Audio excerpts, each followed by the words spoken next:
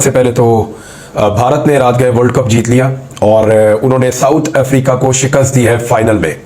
ये world cup जो है ये एटीट्यूड का वर्ल्ड कप था, यानी इसके अंदर इंडियन प्लेयर्स बहुत अच्छा खेलते हैं, वो ट्रेनिंग बड़े सख्त हालात में करते हैं और वो क्रिकेट को प्रोफेशनली बहुत अच्छे तरीके से समझ चुके हैं।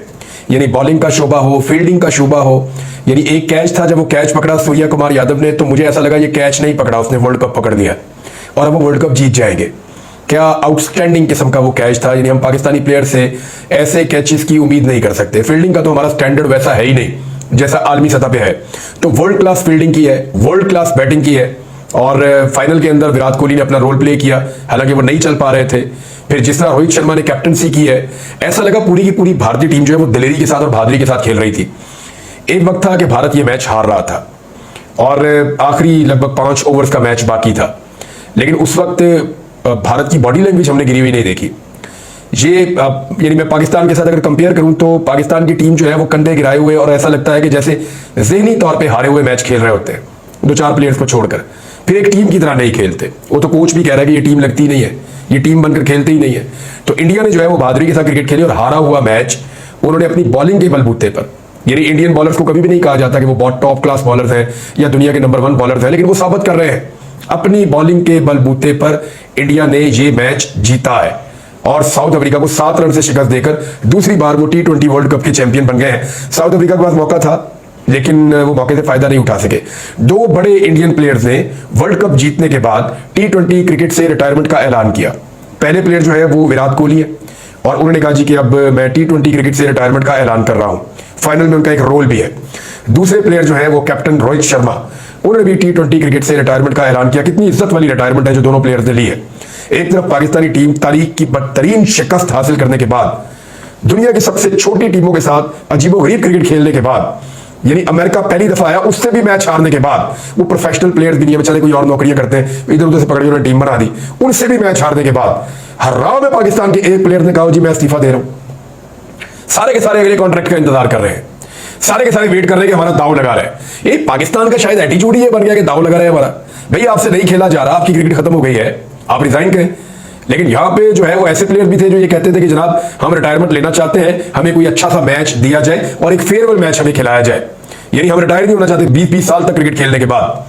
बहरहाल ये इंडिया में इज्जत के साथ प्लेयर रिटायर हो रहे हैं और पाकिस्तान में जो प्लेयर्स हैं वो अपनी इज्जत गंवाने के बावजूद रिटायर होने से इनकार कर रहे हैं। तो ये एक एटीट्यूड ही बन गया पाकिस्तान में, जिसको कुर्सी मिल जाए या पोजीशन मिल जाए वो उसको छोड़ना ही नहीं चाहता। अब आ जाए जी कोई और अफगानिस्तान के बीच में जो मैच एक पड़ा हुआ है अलग से, और उसमें पाकिस्तान ने कहा कि अफगानिस्तान में जाकर वो अहदाफ को निशाना बनाएंगे।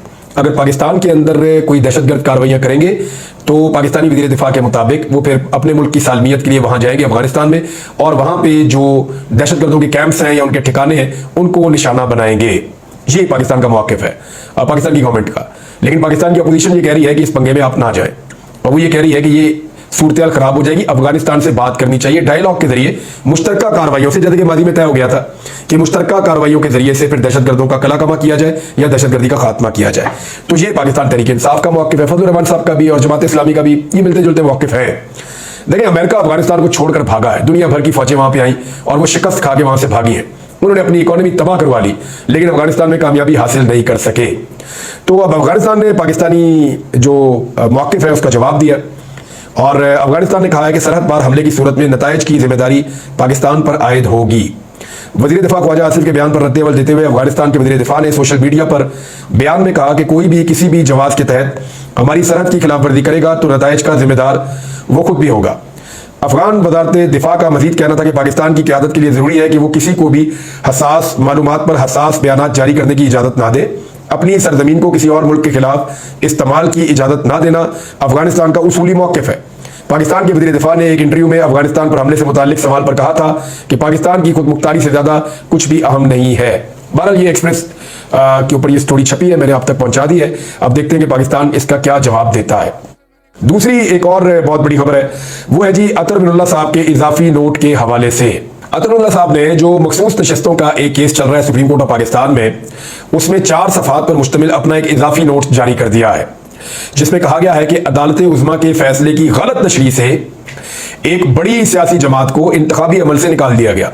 देखिए पाकिस्तान तहरीक इंसाफ ये समझती है और पाकिस्तान में बहुत सारे सहाफ़ी भी ये समझते हैं कि काजी फायज ईसा साहब का जो फैसला था उजलत में, यानी 11 तारीख को पाकिस्तान तहरीक इंसाफ को बल्ला वापस मिलता है और 13 तारीख को लगातार अदालत लगाकर रात गए तक काजी फायज ईसा साहब तहरीक इंसाफ से बल्ला वापस ले लेते हैं। तो इसको पाकिस्तान की तारीख में एक स्याह फैसले के तौर पे याद रखा जाएगा। बेशतर लोग ये कहते हैं, सहाफ़ी भी कहते हैं, वकला भी कहते हैं, सिविल सोसाइटी भी कहती है, पाकिस्तान तहरीक इंसाफ और दीगर कुछ जमातें भी कहती हैं। लेकिन काजी फायज ईसा साहब ने ये जो इस दफा समाअत हुई है मखसूस नशिस्तों के हवाले से, वहां पे जब भी बल्ले के निशान वाला मामला उठा तो कादी साहब ने बार बार ये मामला इस तरह से पोर्ट्रे किया कि जनाब मैंने तो ये कहा था कि पेनल्टी के तौर पे आपके पास इंतखाबी निशान नहीं है, लेकिन पॉलिटिकल पार्टी खत्म नहीं हुई, पॉलिटिकल पार्टी मौजूद है और वो पॉलिटिकल पार्टी के तौर पे इलेक्शन लड़ेंगे और वो उम्मीदवार जिनके पास बल्ले का निशान नहीं है वो भी आजाद नहीं है, वो है पाकिस्तान तहरीक इंसाफ के उम्मीदवार। वो अपनी पार्टी का झंडा इस्तेमाल कर सकते हैं लेकिन अपनी पार्टी का इंतखाबी निशान इस्तेमाल नहीं कर सकते। तो कादी साहब ने कुछ इस तरह से इस मामले को बेंच के सामने आगे बढ़ाया और कादी फायज ईसा साहब जब ये बात करते हैं तो फिर इलेक्शन कमीशन की तरफ सवाल आ जाते हैं कि जनाब आपने कैसे फिर उनको आजाद उम्मीदवार कह दिया, जब उनके पास सिर्फ इंतखाबी निशान नहीं था, वो तो एक जमात से ताल्लुक रखने वाले लोग थे, फिर आप कैसे उन्हें आजाद उम्मीदवार डिक्लेयर कर सकते हैं। अब इसमें पाकिस्तान तहरीक इंसाफ 2 केसेस लेकर इसी बेंच के सामने जाना चाहती है। एक केस तो है उनका बल्ले के निशान वाला, ताकि वो जो फैसला था उसकी नजरसानी अपील यहीं पे दायर हो जाए और यहां पे सुना जाए। दूसरा उन्होंने कहा हमें भी इस समाअत का हिस्सा बनाए, हम बताते हैं कि एक्चुअली उस टाइम पे हमारे साथ क्या हो रहा था। उन्होंने बहुत सारे फैक्ट्स जमा भी करवाए हैं। तो अब ये अतर बिन उल्लाह साहब का यहां पे एक इजाफी नोट आ जाना ये बहुत इंपॉर्टेंट है। उन्होंने कहा कि अदालत उज़्मा के फैसले की गलत तशरीह से, क्योंकि कादी साहब कह रहे हैं ना गलत तशरीह है, तो अतर बिन उल्लाह साहब ने उसी मामले को आगे बढ़ा दिया। वो क्या कह रहे हैं कि अदालत उज़्मा के फैसले की गलत तशरीह से एक बड़ी सियासी जमात को इंतखाबी अमल से निकाल दिया गया। उन्होंने अपने इजाफी नोट में लिखा कि इलेक्शन कमीशन ने तस्लीम किया कि एक बड़ी जमात को सुप्रीम कोर्ट के फैसले की रोशनी में नाअहल करार दिया गया। इसमें कहा गया कि सुप्रीम कोर्ट का फैसला किसी जमात को नाअहल करार देने के लिए नहीं था। इलेक्शन कमीशन के वकील ने आम इंतखाबात की शफाफियत पर संगीन सवालात उठाए। सुप्रीम कोर्ट के जज ने अपने इजाफी नोट में कहा, अतर बिन उल्लाह साहब ने, कि अदालती फैसले की गलत तशरीह से बड़ी सियासी जमात को इंतखाबी अमल से निकाल दिया गया। इलेक्शन कमीशन के फैसले से वोटर्स को बुनियादी हक से महरूम कर दिया गया। अब इससे तो पूरा का पूरा पाकिस्तान का इलेक्शन ही मुतनाज़ हो गया। यानी अगर इस मौक़िफ़ के ऊपर बाकी जजेस आते हैं सुप्रीम कोर्ट के, तो फिर जो 8 फरवरी 2024 का इलेक्शन है वो इलेक्शन ही फारिग हो जाता है। फिर पाकिस्तान में दोबारा इलेक्शन करवाना पड़ेगा। तो क्या पाकिस्तान में दोबारा इलेक्शन होने जा रहा है? ये एक बड़ा सवाल है। इस सवाल का जवाब हमें आने वाले दिनों में मिल जाएगा। लेकिन एक और बड़ा सवाल जो खड़ा हुआ वो है जी अदलिया की इंडिपेंडेंस का, उसकी आज़ादी का। और बार बार जो है वो जजेस कभी लेटर लिखते हैं, कभी शिकायत करते हैं, कभी फैसले देते हैं, तो वो अपनी स्पेस वापस लेना चाहते हैं। तो इसमें लाहौर हाई कोर्ट ने जस्टिस शाहिद करीम साहब ने एक 5 नुकात पर मुश्तमिल SOP जारी कर दिया है और ये अदलिया में एजेंसियों की मुदाखलत को रोकने के लिए ये 5 SOP जारी किए हैं लाहौर हाई कोर्ट ने। अब ये 5 SOP क्या है मैं आपको बता देता हूँ। ये जो बड़ा फैसला सुनाया इसमें जस्टिस शाहिद करीम ने अदलिया में मुदाखलत रोकने के लिए 5 निकाती SOP जारी करते हुए वज़ीर आज़म ऑफिस को कहा कि IB और ISI समेत तमाम सिविल और मिलिट्री एजेंसियों को हिदायत करें कि वो मुस्तकबिल में आला अदलिया और बातहत अदलिया की किसी भी जज या उनके अमले को अप्रोच ना करें। यानी बराह रास्त भी और बिलवास्ता भी कोई एजेंसी का बंदा किसी जज को या उनकी फैमिली को या उनके अमले को कहीं पे भी अप्रोच ना करे। ये वज़ीर आज़म को उन्होंने कहा कि वो मना करें। अदालत ने कहा कि IG पंजाब भी अपने अफसरान को अदलिया में मुदाखलत से रोकने की हदायत जारी करें और दहशतगर्दी अदालतों की सिक्योरिटी के हवाले से अगर कोई हिफाजती इक़दाम करने हैं तो मुतल्लिका जज से मुशावरत और इत्तफाक़ राय के बगैर नहीं किए जाएंगे। ये पुलिस को बहुत बड़ी तादाद में बाद अदालतों के बाहर खड़ा कर दिया जाता है और एक नॉर्मल और आम मसले को बहुत बड़ा मसला बना दिया जाता है और लॉ एंड ऑर्डर के नाम के ऊपर फिर दहशतगर्दियों के पर्चे बाद में होते हैं। तो इसे भी रोका जाए।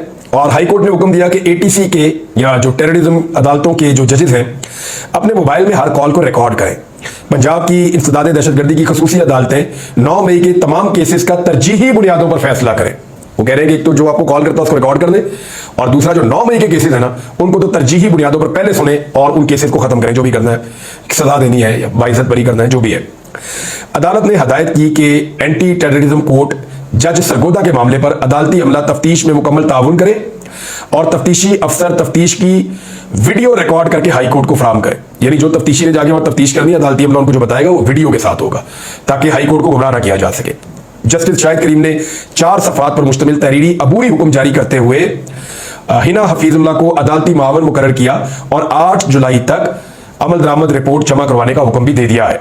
तो ये है जनाब मामला लाहौर हाई कोर्ट से एजेंसियों की अदलिया के मामले में मुदाखलत के हवाले से। नाज़रीन, पाकिस्तान पीपल्स पार्टी ने PMLN को ताने देना शुरू कर दिए हैं और नबील कपूर साहब मैदान में आए हैं, बाकी लोग भी वक्तन फवक्तन आते रहते हैं। उन्हें क्या लगता है कि यानी हम नून लीग की हुकूमत को धक्का स्टार्ट पर चला रहे हैं, यानी नून लीग की हुकूमत चल नहीं रही। अगर पाकिस्तान पीपल्स पार्टी धक्का ना लगाए तो नून लीग की हुकूमत नहीं चल सकती, लिहाजा हम धक्का लगा लगाकर मुस्लिम लीग नून की हुकूमत को चला रहे हैं। जिस दिन धक्का देना बंद कर दिया, हुकूमत की गाड़ी रुक जाएगी।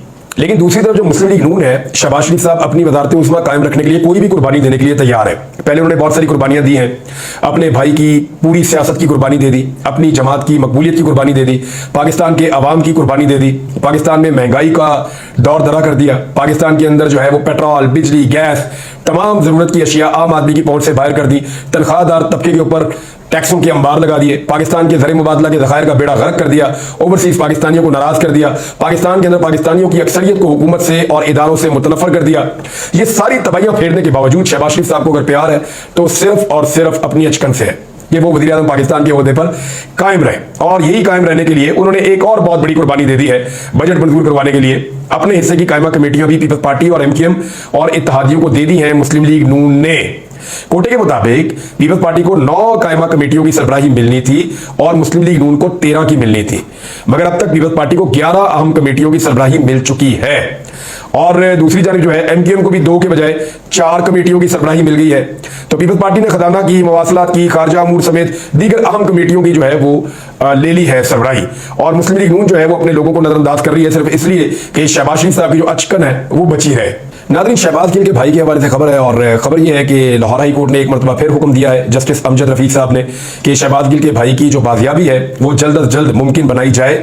एडिशनल चीफ सेक्रेटरी होम आइंदा समात पर बाजियाबी से मुताल्लिक अदालत में रिपोर्ट जमा करवाएं, जियो फेंसिंग की जाए।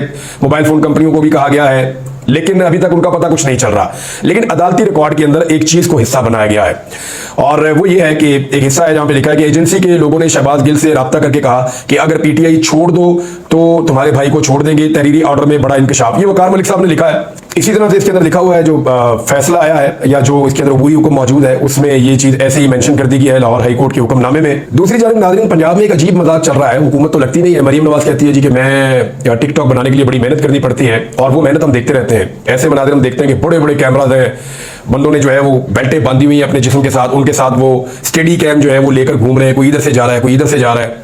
मरीम नवाज साहिबा के पोज बनाए जा रहे हैं। इतनी मेहनत तो फिल्मों में और मॉडल्स के ऊपर नहीं होती जितनी मेहनत जो है वो इस वजीर आला को टिकटॉक पे मकबूल बनाने के लिए की जा रही है। बहरहाल वो ये कह रही है कि मेहनत करनी पड़ती है टिकटॉक के लिए, तो वाकई मेहनत हो रही है और मेहनत होती हुई दिखाई भी दे रही है। लेकिन पंजाब के आवाम को, पंजाब के किसानों को, पंजाब के आम लोगों को क्या मिला? जितने वादे किए गए वो सारे के सारे वादे तोड़ दिए गए।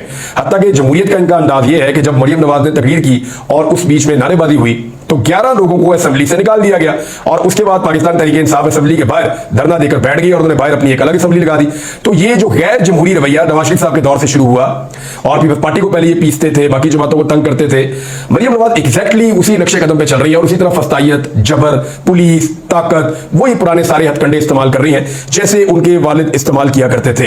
एक अजीबोगरीब स्टेटमेंट नाज़रीन मेरी नजर में आया और उस स्टेटमेंट को मैं एक खबर के साथ मिलाकर पढ़ूंगा।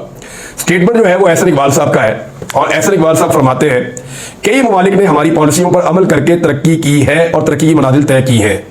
पता नहीं कौन से ममालिक हैं जो इनसे सीख रहे हैं, लेकिन शहबाज राणा साहब ने इसका बड़ा तगड़ा जवाब दिया है। अभी वक्त हमारे पास बहुत कम है, लेकिन 2-3 लाइनें मैं आपको बता देता हूँ, इसके ऊपर तफसील से मुझे बात करनी है।